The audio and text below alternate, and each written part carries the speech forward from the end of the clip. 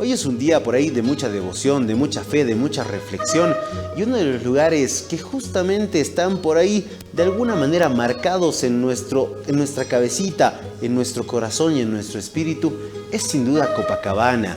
En este caso, usted se ha preguntado, y a mí me ha pasado, me he preguntado, de por qué si estamos en la ciudad de La Paz nos tomamos 3 a 4 horas para disfrutar del misticismo del lago, si ya a escasa hora y media por ahí ya tenemos una parte del lago sagrado, como se diría. Y es que Copacabana como tal tiene materia energética, tiene materia magnética, tiene materia de sincretismo y de misticismo que nos atraen por demás la situación. Una situación que yo, por ejemplo, me enteraba en una visita a uno de los museos religiosos que tenemos acá, es que la Virgen de Copacabana fue enmendada en realidad, llevada hasta Copacabana para que se quede ahí. ¿Por qué? ¿Por qué? Es una pregunta que por ahí no tiene una respuesta clara, pero que vamos a poder desentrañar en varios textos que tenemos así presentes sobre el misticismo y la magia de Copacabana. Este en particular se llama Tiempo, Espacio e Historia de Copacabana. Un estudioso del lenguaje lo ha hecho. En este caso hablamos de Cristóbal Serna Sánchez, quien justamente cumple como historiador, pero también es colega nuestro, periodista, gestor cultural y obviamente un escritor. Por eso tiene su libro y ha cumplido ya uno de los legados de los hombres, dice, ¿no? Que hay que plantar un árbol, tener un hijo, esas cosas nos va a desglosar, y tener también un libro, haber escrito un libro. Don Cristóbal, bienvenido, qué placer recibirlo. Walter, buenas noches. Para mí es un gusto estar en este programa donde entrevistan a personalidades. Por supuesto. Yo quiero empezar diciendo, Walter, que yo soy un aprendiz. Quiero seguir siendo aprendiz, porque el día que sepa que sé algo más, voy a dejar de aprender. Y en este recorrido, en este proceso del tiempo, he aprendido que las cosas no están a flor de tierra. Exacto. Hay que investigar. Y eso hicimos. Hemos presentado hace muchos años este libro, pero que sigue en vigencia, porque con la llegada de los españoles en 1600, encuentran características similares a los fenicios. Y ahí surge la interrogante, ¿de allí vinieron o de aquí fueron? RA1, RA2 por el Atlántico nos demuestra que tal vez de acá fueron, pero las características son similares. Y encontraron varios ídolos en Copacabana, de acuerdo a Zárate, Fray Antonio de la Calancha, quienes escribieron las crónicas de la Virgen de Copacabana. Y eso nos llamó la atención, que en 1600 el padre Baltasar de Salas encuentra varios nombres con referencia a Copacabana. El significado, por ejemplo, en un principio se llamó Mamacota, madre del lago. Jotacoilos, aurora del lago. Voy a recurrir a mi memoria frágil. En este caso escrita, maravillosa. Sí. Jotacahuaña o Jotacanaña, ¿Ya? lumbrera o gran faro. Inti Canata, madre vestida de sol. Copacanaña, arca o templo de adoraciones. Y lo último que se conoce es Jotacahuaña, mirador del lago. Ahora, alguien dijo, o don Fernando Díaz de Medina, dijo que Copacabana es el Samiri, el lugar de descanso. Y aquí está lo interesante. Yo desafío a la gente que ama Copacabana a encontrar la fuerza telúrica. Es para llenarse de paz, llenarse de armonía, y las personas que sufren, que necesitan más, vayan a Copacabana y encuentren eso. Muchas veces, don Cristóbal, vamos a Copacabana con planes banales, le voy a decir, no desmereciendo un plan de vacación, sino que vamos y no tenemos un plan marcado. Podemos ir y relajarnos en las playas de la bahía, podemos ir a rezarle a la mamita de Copacabana, como se dice, o cumplir un viaje turístico muy simple a las islas, que puede ser. Pero cuando ya vamos muchas veces y vemos repetitiva esta acción, puede ser cansadora, puede ser cansina. Pero cuando ya te comienzas a cuestionar de por qué varias cosas de Copacabana, encuentras energía para volver a ir y volver a ir y volver a ir. Yo si hago recuerdo, debo haber ido fácilmente unas 30, 40 veces en mis 33 años de vida. Esto quiere decir que cada vez hay más materia que puedes desentrañar de Copacabana. Visitas la parte norte de la Isla del Sol y tienes conclusiones nuevas. Visitas la parte sur, tienes un descanso reparador. Hay que ir conociendo las aristas de este lago sagrado y de la bahía de Copacabana. Si hiciéramos o hacemos un análisis, Copacabana sin el lago, sin la Virgen, no tendría sentido. Hay una simbiosis, hay una mezcla. Exacto.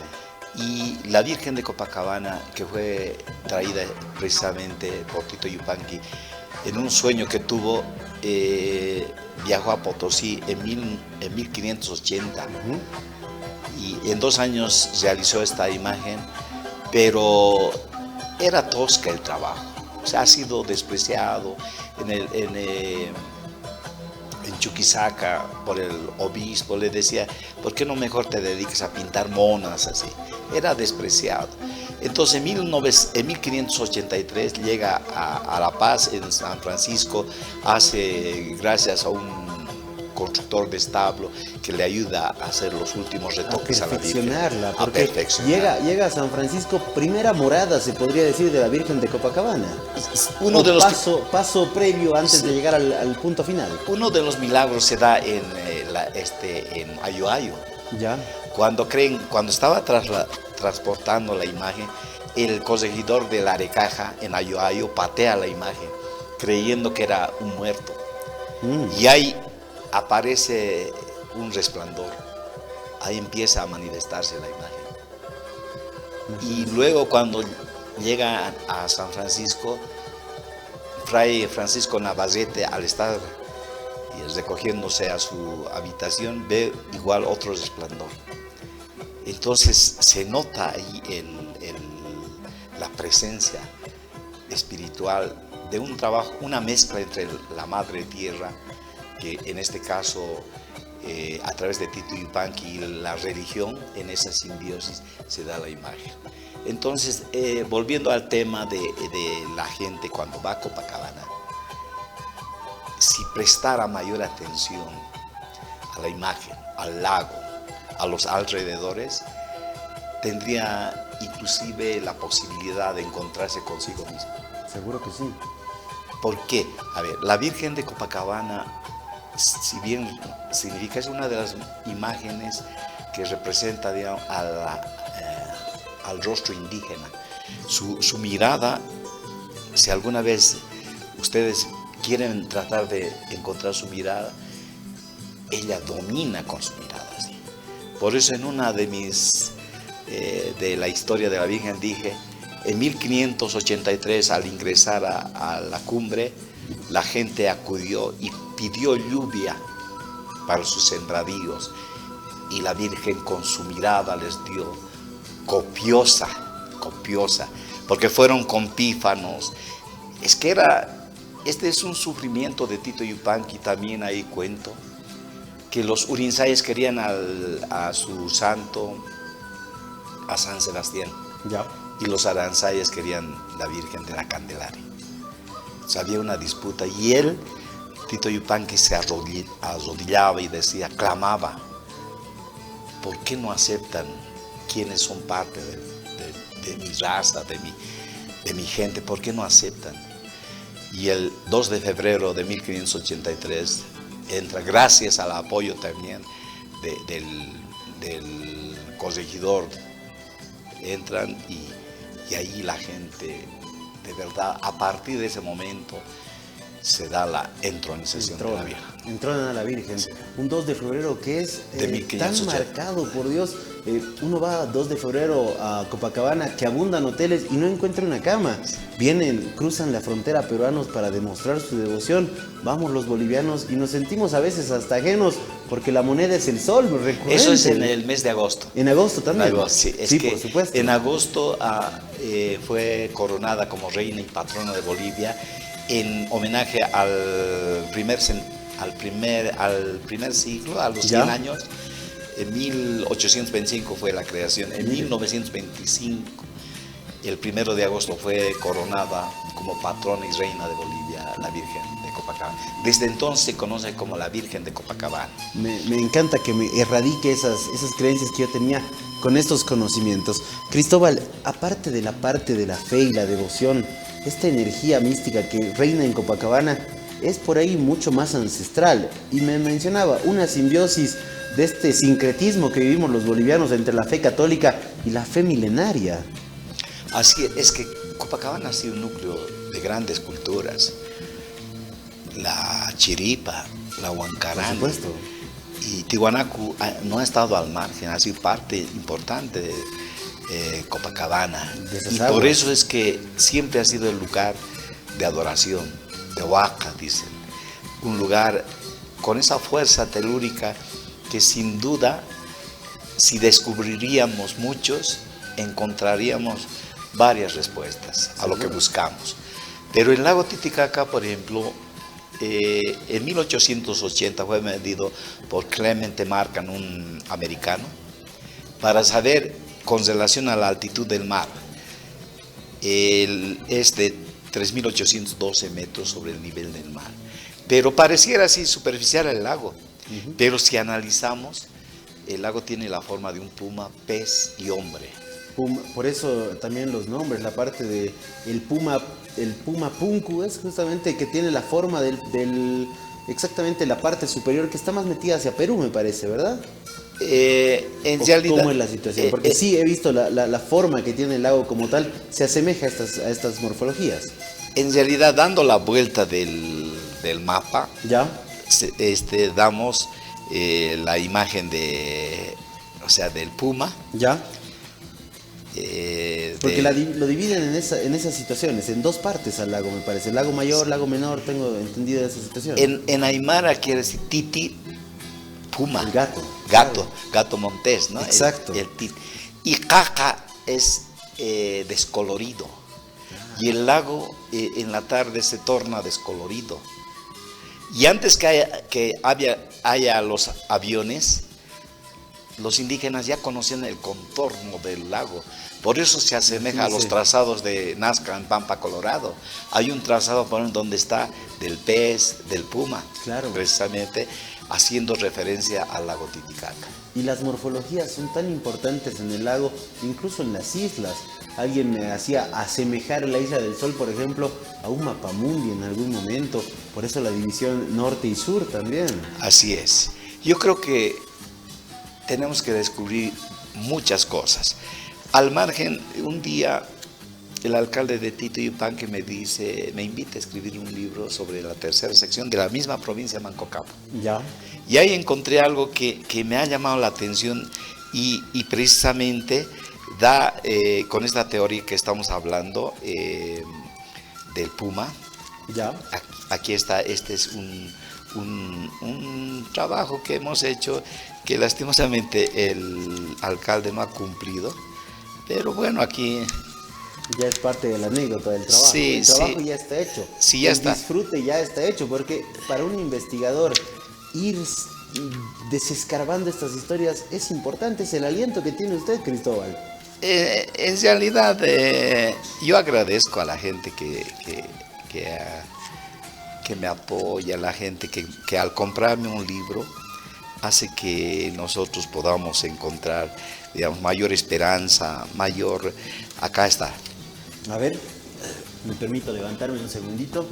Ahí en está este caso, la cabeza de puma, ¿ve? Arco Punku. Sí. La naturaleza otorgó una entrada y salida, un lugar especial a pocos metros del lago Titicaca. Sí, el otro lado. Ahí está. Plaza Cota. Rodeada de aguas cristalinas y blanca arena, un lugar para conectarse con un ambiente de misticismo y espiritualidad, que si usted realmente lo mira y asemeja básicamente a la morfología de una cabeza del felino, ¿no? No sé si alcanzan a ver, pero realmente se puede ver desde las orejitas, la parte del arco superior de los ojos, que es típico de un felino, y obviamente la parte del hocico, si vamos a decir, del rostro, para asemejarlo a las mascotas que tenemos en casa. Realmente hay muchas morfologías que dominan en esta región de nuestro país.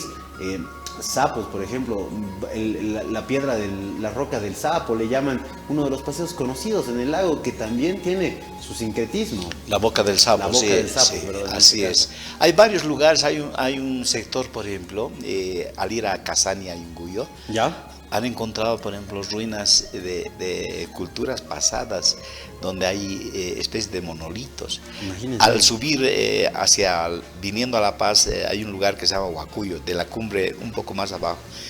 El nombre inclusive de ahí procede, Huacuyo se llama, ¿Ya? pero han encontrado un monolito, o sea, lugar de Huaca, pues Huaca Uyu, lugar de Huaca. Mire, la etimología nos dice las cosas que significan. Sí. En este caso, ¿cuántas? De verdad, a mí me gusta ir a Copacabana con el cerebro vacío, como se dice, porque te hace preguntarte muchas cosas. ¿Por qué esta parte dedicada a las vírgenes, por ejemplo? En la isla de la Luna, ¿no? Sí. ¿Por qué? ¿Por qué ahí? ¿Por qué no en la bahía, por decirle?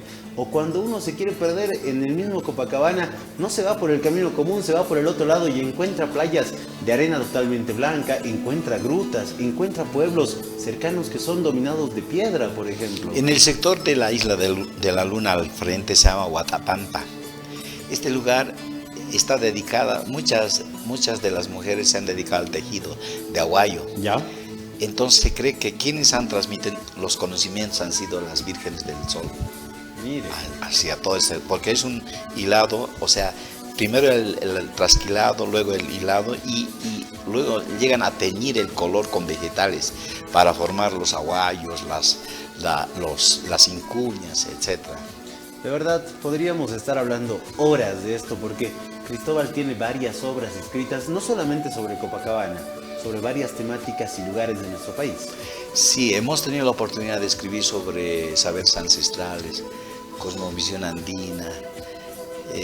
Hemos hecho un trabajo bonito, pero lastimosamente hace años, esto como anécdota también, la Miss peruana tenía que disfrazarse como diablesa. ¿Ya? Y los orureños hacen seminarios. Entonces, en la defensa de la diablada, yo voy. Y lo primero, dicen, ¿alguien tiene preguntas? Y yo levanto, yo no quiero preguntar, yo quiero aseverar que el gobierno no tiene políticas de Estado, dije. Me han tachado. Yo estaba participando en el Premio Nacional Eduardo Avaroa. ¿Ya? Cuando me entregaron el borrador, o el trabajo que presentaba, ahí estaba el número 1. Me han tachado.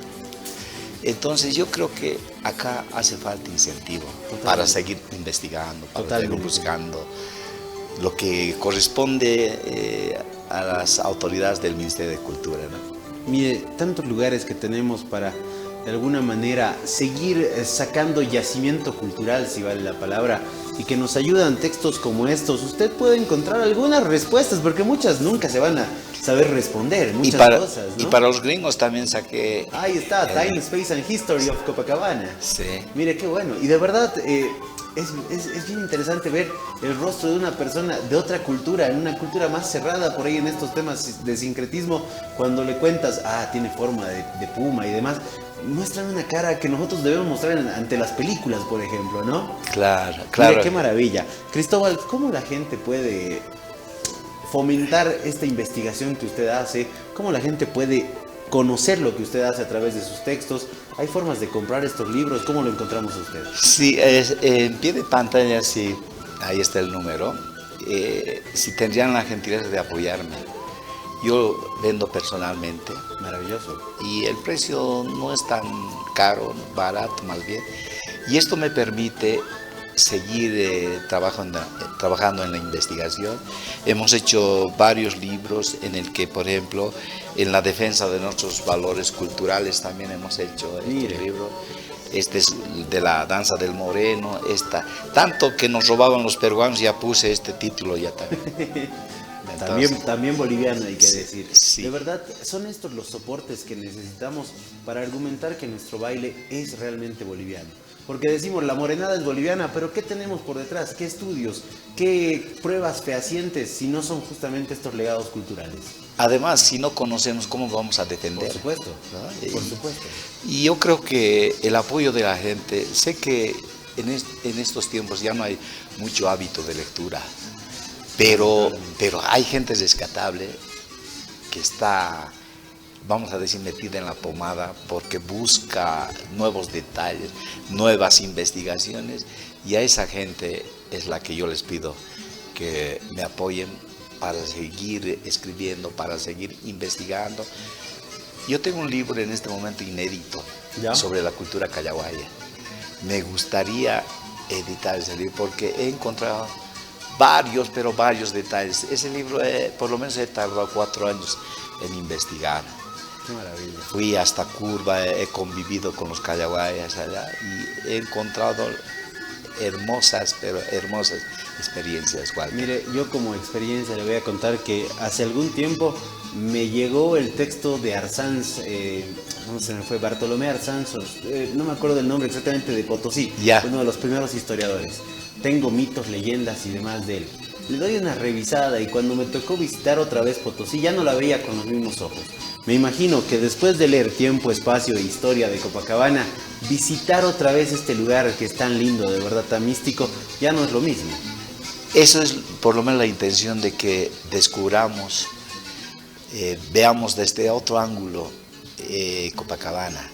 Copacabana, siempre digo, un día yo salí de Copacabana, pero Copacabana jamás salió de mí. Qué lindo. Es más, mi hijita se llamaba Julieta Copacabana. Qué bonito nombre. Pero lastimosamente falleció mi hijita, pero le puse en honor a ese hermoso pueblo de Copacabana. Pero mire que trasciende como historia, como anécdota y como un lindo recuerdo. Así está Copacabana seguramente para muchos de nosotros que lo vemos como una deliciosa trucha, como un momento de fe, como un momento de recreación, pero ahora véalo como un momento histórico de misticismo y demás, y recurre a estos textos que lo van a hacer adentrar en esta materia. Walter, si me permite, Adelante. es tomar.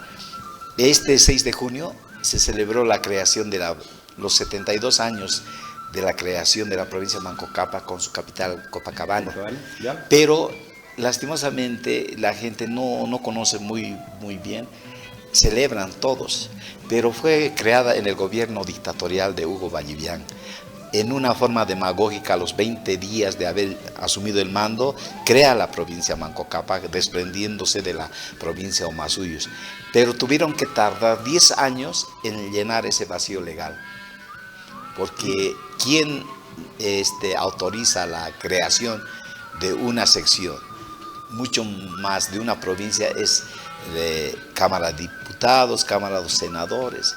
Entonces no había lo legal y tuvieron que tardar 10 años, y en 1961, recién en el gobierno de Víctor Paz Estenssoro, el 18 de noviembre, se cumplió con los requisitos para hacer provincia Manco Cápac. Mire, cuántos datos, de verdad. Una enciclopedia aquí, don Cristóbal, que seguramente voy a darle una leída a este libro. Voy a tener más preguntas que hacerle para una siguiente intervención. Está invitado a una próxima oportunidad, don Cristóbal, para mostrarnos más de sus textos, más de su investigación, que es tan importante para nuestra cultura. Con todo gusto, un gran abrazo, y sin duda para mí es un honor estar en este programa de Juan Carlos Arana, que lo sigo desde mucho tiempo y es un referente en el periodismo. Y yo en lo personal trato de seguir poquito a poco, pero ahí tratando de buscar algo que nos pueda, o un acercamiento por lo menos, porque no hay una verdad absoluta, pero que nos llegue, digamos, a conocer más de cerca las regiones del país. Como se dice, me declaro de su team, me declaro de su equipo. Eternos aprendices. Así vamos a seguir evolucionando, ¿no? Así es. Así como hemos comenzado declarándonos aprendices, vamos a cerrar esta entrevista. Don Cristóbal, un placer. Un gran abrazo, hágame el favor de ser felices. Buenas noches. Ahí están los libros, al alcance justamente de una llamadita, de contactarlo a través de ese mail que aparecía en el pie de pantalla y que usted va a poder reprisar seguramente en las redes sociales. Nosotros nos vamos muy rápidamente a un corte comercial.